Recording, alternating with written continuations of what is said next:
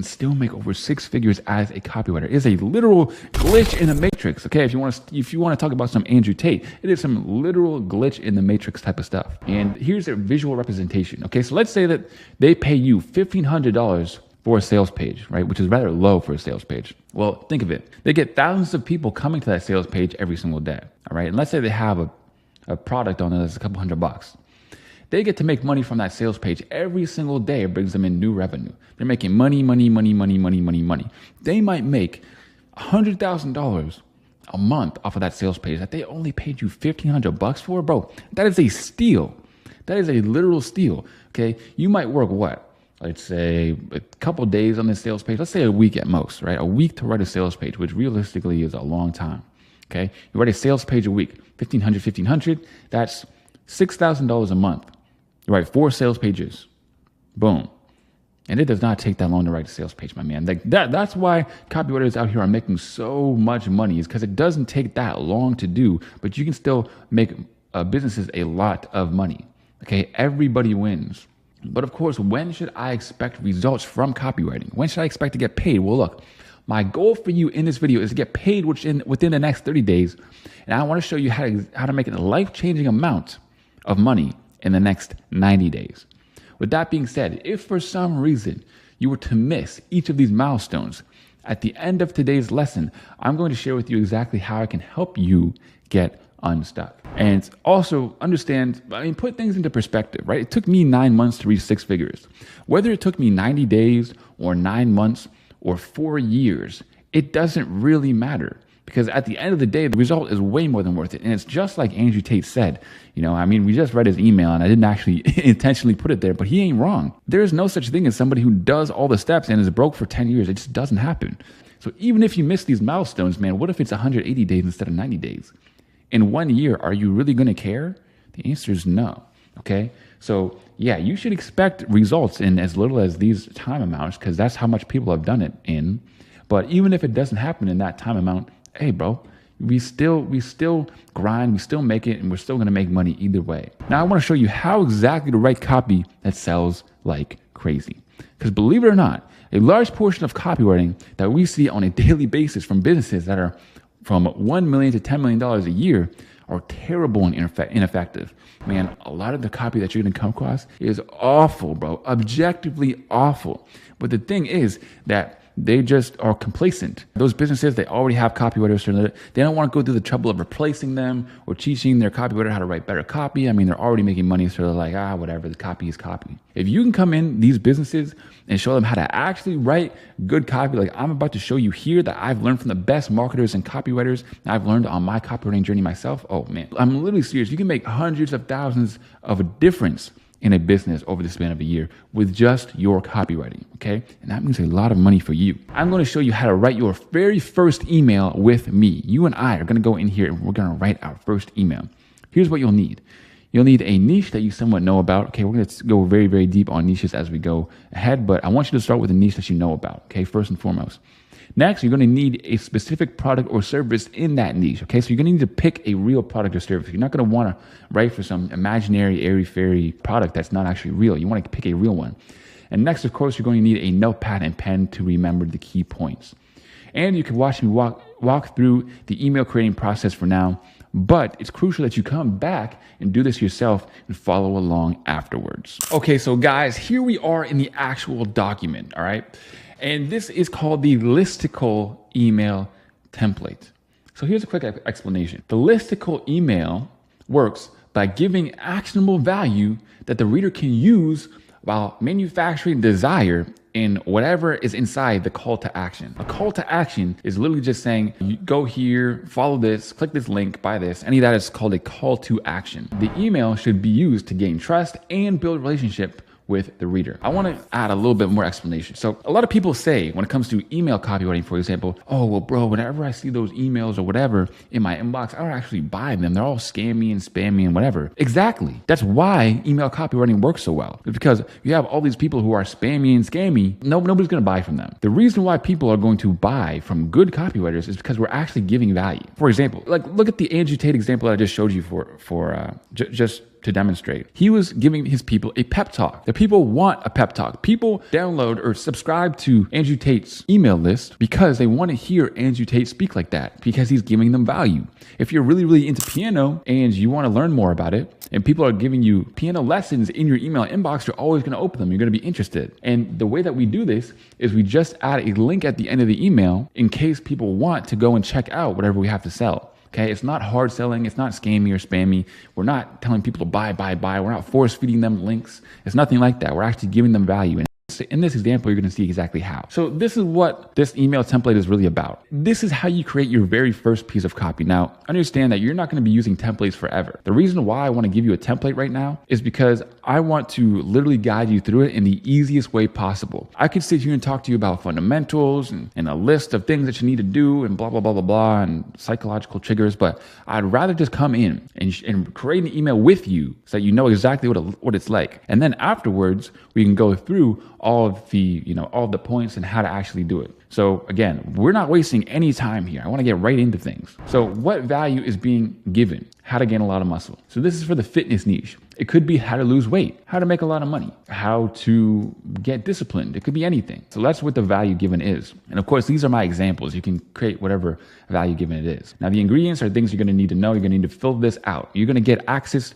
I'm going to show you how to get access to this very template that you can download and actually fill it out yourself. Why this value is important. Get descriptive on what the goal of the email will teach them. Because most beginner gym goers waste time trying to figure things out. If you do everything in this email, not only will people barely recognize you, and people will genuinely wonder if you're on gear. That's the result of this email. Okay, so describe the result and where it will actually lead people to get to. The 3 value tips with explanations. So a listicle email essentially is just a list of things that somebody can do in order to achieve a goal. Again, the piano example, 3 easy ways you can increase the skills with your left hand playing piano. If you're making money, 3 easy ways that you can make more money, 3 easy ways that you can invest more money. Here is my example. Number 1, train like your life depends on it. Ever wonder why dudes in prison look like the Hulk, yet they're under the worst conditions for building muscle yet? The answer is because they have to get ripped to survive. This essentially is the point, and then here's my reasoning behind the points. So every point has to actually have a reason. So here's another thing, is that people don't want you to just speak at them. They don't want you to just tell them things. Because the thing is that advice, everybody in this world wants to give their advice, wants to give their opinion. But you can't expect people to want to trust you or to want to follow what you say unless you back it up with some real reasons. That's why training like your life depends on it, and training with intensity is how you can build muscle. So that's tip number 1. Tip number 2 is to get consistent. If you want white teeth, if you brush them 5 hours for 1 day a week or for 2 minutes for 2 to 3 times a day, you can't make up for consistency with short bursts of action. So that's my reasoning behind why you need to get consistent, because consistency is what leads you to actually getting a result, just like brushing your teeth or anything else in life. Small actions daily over a long period of time is better than what a lot of people try to do, which is they try to take out consistency by saying, all right, well, I'm just going to brush my teeth for 5 hours a day and then they'll be pearly white. It's like, sorry, that's not exactly how it works. And the same is with the gym. Okay. And that's my reasoning number 2. And next of all is that form is king. You need to focus on form instead of ego lifting. So nothing will kill your gains faster than an injury, because an injury is a quick way to ensure that you can't get consistent. See point number 2. Okay, that's my reasoning behind that. And now, of course, my next ingredient. But all of this email is useless without this. This is how we manufacture desire. So a lot of people get confused because they're like, okay, well, if I offer the value in the email, how am I supposed to transition to telling them to go through the link? How am I supposed to get them to want to click on the link? How am I supposed to transition smoothly? And this is exactly how. But all of this is useless without. All of this is useless without a nutrition plan tailored to you. It doesn't matter if you train your face off every single day. If your nutrition isn't dialed in, you're going to be missing out on gains. And it's not enough just to leave it up to chance. You can't just eat a random amount of chicken and rice every day and expect to make progress, LOL. But I get it. Coming up with a meal plan tailored to your goals, weight, and training regimen can feel like rocket science. So that's what I want to give you. Here's access to a free nutrition plan call where we'll teach you, chat with you, and create a nutrition plan for you for free. Why? Because we figure when we help you pack up muscle and shortcut your way to your dream body, that you'll be interested in working with us in the future. And if not, that's cool too. So what is this really?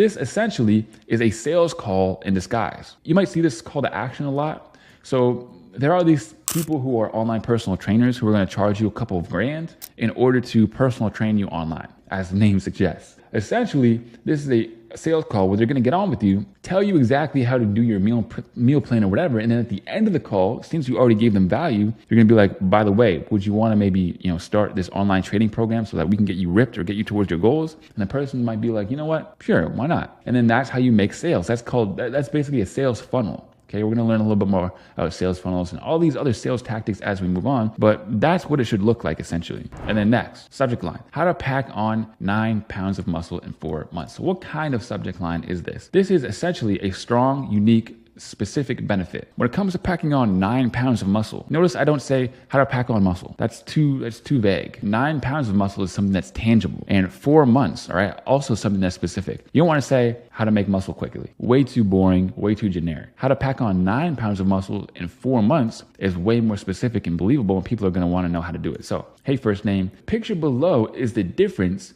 that just 10 pounds can make. Or 9 pounds, whatever. And it's before and after. This dude looks skinny like he's never worked out a day in his life. And over here, he's looking straight jacked. He's looking absolutely proper. And if you want to go from whatever body type you are right now to a rock solid Hollister model physique in the next 4 months, then there are 3 pieces of advice that will help you. Number 1, train like your life depends on it. Have you ever wondered why some dudes in prison literally look like they're a couple weeks out from a bodybuilding show? Even though their nutrition consists of stale bread and a couple of eggs, they have terrible workout equipment and zero guidance as far as personal training. They still pack on lean muscle mass seemingly overnight.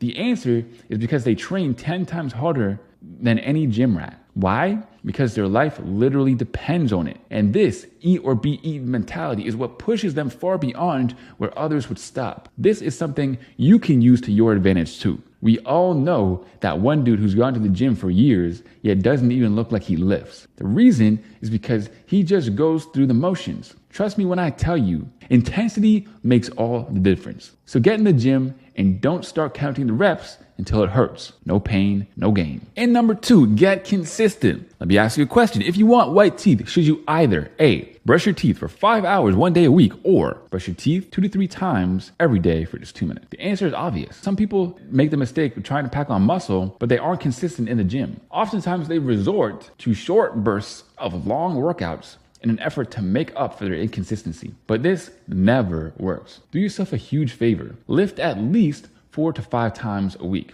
Otherwise, you're cutting your gains in half. Next of all, form is king. And speaking of consistency, want to know the number 1 way to ensure you can't keep up with your workouts? Getting injured.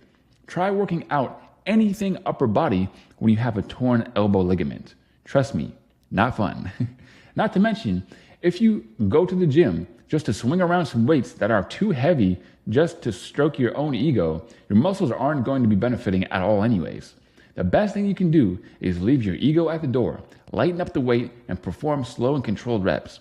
Doing these 3 simple things will ensure you blow up in the next 4 months. But there's still one problem.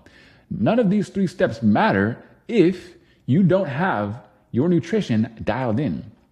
And I don't mean just eating chicken and rice every day and hoping you're getting enough macronutrients. Nutrition cannot be left up to chance. But I get it. Nutrition can turn into rocket science real quick. That's why I wanted to give you a free nutrition plan tailored to you. One of my personal coaches will help on a one-to-one call with you and figure out all the complicated calculations for you. Just click the link to schedule a call. But I have to warn you, we're running out of spots quickly. So if there's any slots available, I wouldn't wait. Talk to you soon, sign off, right? Sign off could be like, talk to you soon, and then just leave your name at the bottom. So now I want to break this down and tell you exactly why it works. So first of all, in the beginning of this email, I give them something actually disrupting. This is something that they're like, wow. Essentially, it gives them a reason as to read the rest, okay? It paints a picture as to why reading the rest of the email is so important, okay? And that's what you guys need to do as well. So it's proof in telling you why I'm about to show you is so important.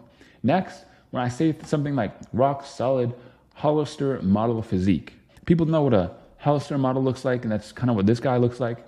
It's like you're going to be looking like a fitness model, bro. And notice that it's very specific. Again, you want to get very specific with things. You don't want to leave it up to chance and being like, I'm going to show you how to get ripped. Because ripped is subjective. What does ripped mean? Does ripped mean like I'm going to look like goddamn Gary Coleman, lightweight baby? Or am I going to look like a Hollister model? Or what am I going to look like? Am I going to look like I just lost weight? Am I fat right now? I'm going to lose weight. You need to be specific with people. Because the more specific you are, the better.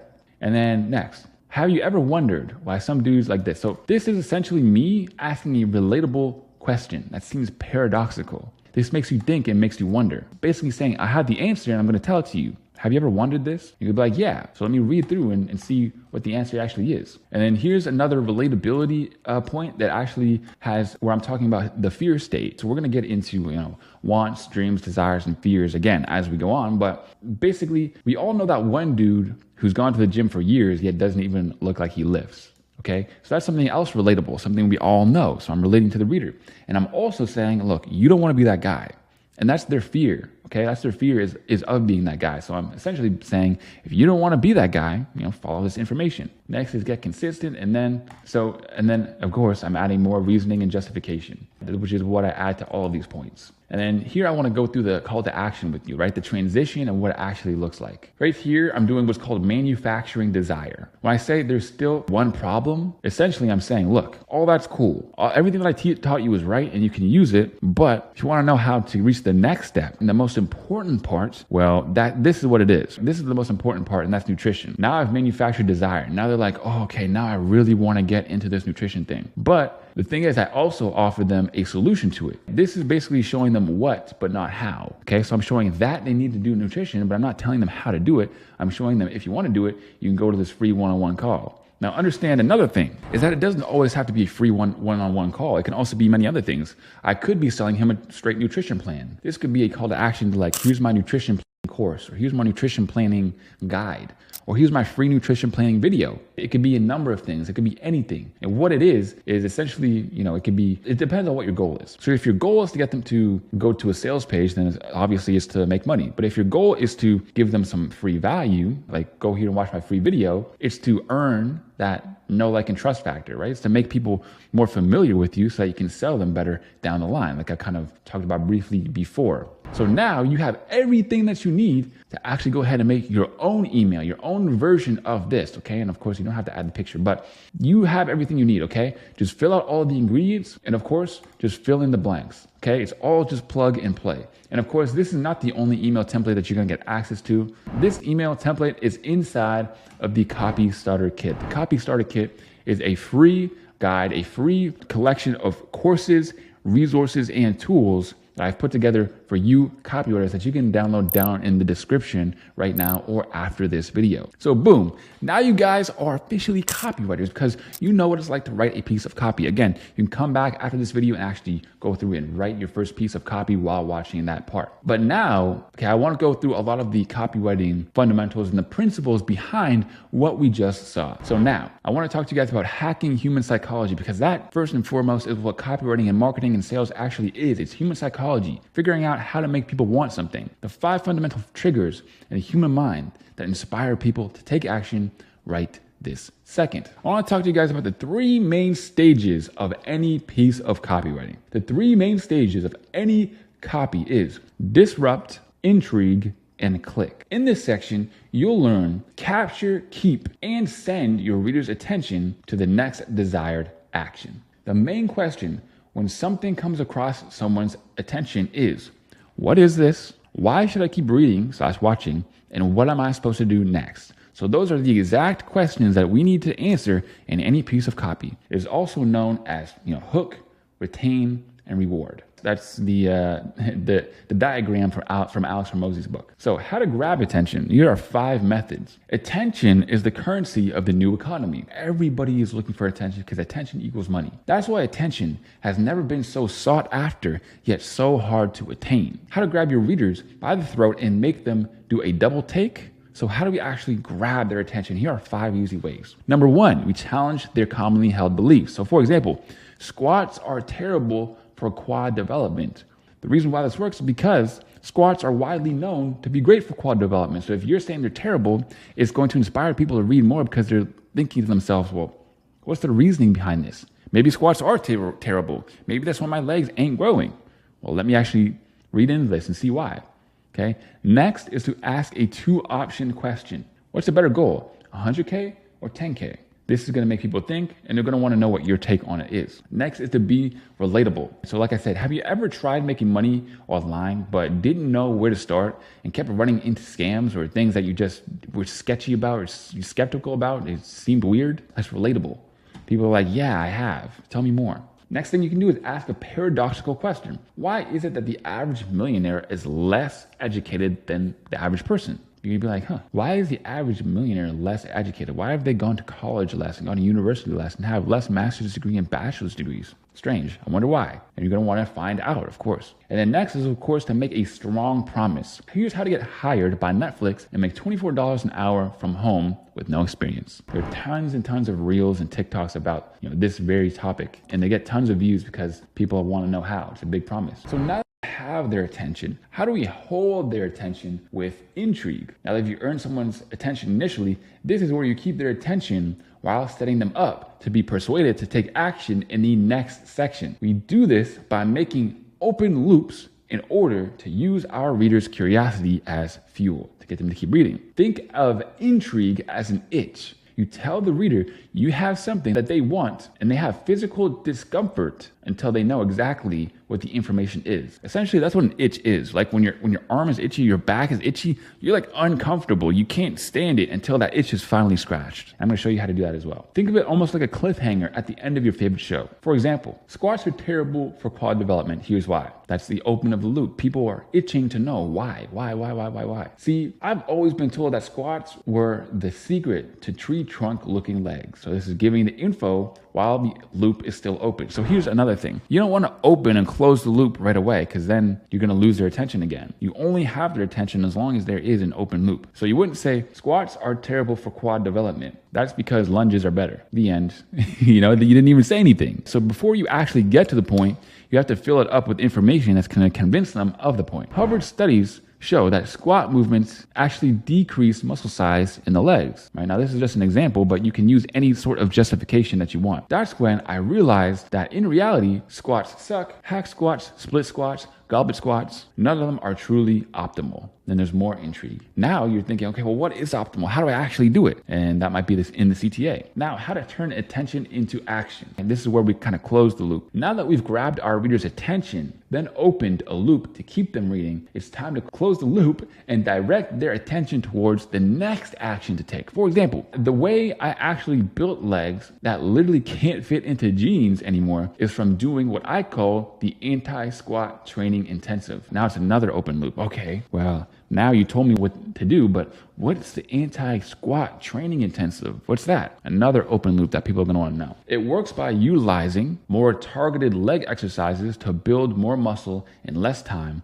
with half the effort. So that's how it works, and also has a big promise. If you want access, click here to get huge legs without ever doing another squat again. And I want to talk to you guys about the problem solution loop, because that's essentially what we did here. So how does it work? Every solution comes with a problem, okay? And that's how your emails or copy needs to be formed. So for example, here's how to make more money. And in the email, it shows you how to make more money. And then at the end, it says, now that you know how to make more money, you need to know how to invest that money, not even make it. So how do you invest that money? Well, I want to show you, but it's through this link. So you give them the solution at the end of the email, but you also highlight a new problem that they have, that the solution can be gotten through the link. This is how it's done. And of course, we're going to look through tons and tons and tons of examples on how to do this. Okay, but this is what you need to know. This is the stuff that most people either don't do or they have troubles doing. Next, of course, is the duality of decisions. So logic versus emotions. People buy with their emotions and they rationalize their purchase with logic. Think of it this way. This is what I like to call the ice cream parlor effect. Buying a double scoop of your favorite ice cream flavor is an emotional decision triggered by the tantalizing aroma and appealing display. You rationalize it later by telling yourself that the calcium in the ice cream is good for your bones. So it's not that bad, right? Or you say a bunch of other excuses like, oh, I didn't have much to eat today, even though I'm trying to lose weight. A little bit of ice cream never kill me, right? I've been on my diet so well. We'll rationalize these things with logic to actually, indulge in them. And that's what we can use in our copywriting. The smartphone seduction. Sure, I just bought the new iPhone, because it will signal my status, but it will also make me more productive at work. 5 more minutes can't hurt. And here's another one. I'm super tired and not ready to get up yet. Besides, the extra sleep will allow me to wake up more rested and be more productive. These are all examples of how we sell ourselves using the emotional and logical combo.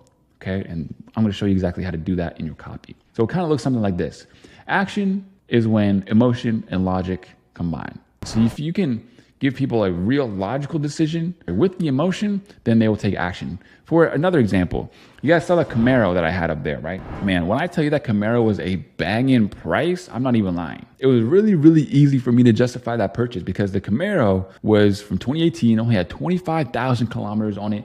It was looking crazy, bro. It looked amazing. It sounds crazy, and I loved it.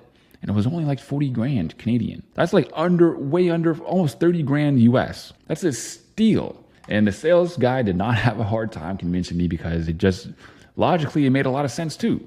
And emotionally, I really wanted it. And so that's exactly how it worked on me. And that's how it works on most people. You can probably think of many examples of how that's worked on you as well. But how do we satisfy the emotional side of the brain? Well, look, the best way to evoke emotion is to appeal to people's most primal desires. Here are some ways how. Okay, so first of all, storytelling.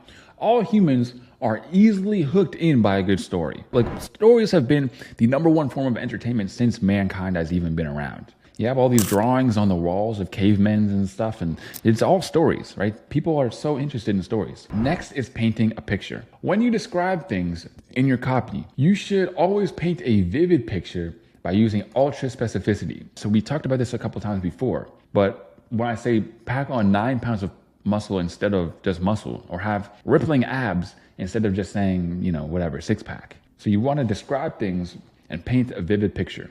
Next, highlight benefits over features. A feature is something like an A16 bionic phone chip. That doesn't invoke any emotion into you. You're like, what? Okay, and? But the benefit is that you can now surf the web or play games on your phone smoother than ever before. No more crashing or anything like that. Now you're like, oh yes, that sounds awesome. When I was playing on the A15 chip, my games would always crash. I couldn't play my Call of Duty on my iPhone in peace. Now with the A16 chip, we're gonna be dope. We're gonna be good. Next is to describe fear and dream states, okay? These are highly emotional triggers that paint a drastic change, either good or bad, in people's minds, okay? So fear and dream. So their fear state is what's gonna happen if they don't fix their problem in the next year or more. So for example, you might find it hard to make money, but your fear state is you can't make money, and maybe you're basically stuck in lower middle class.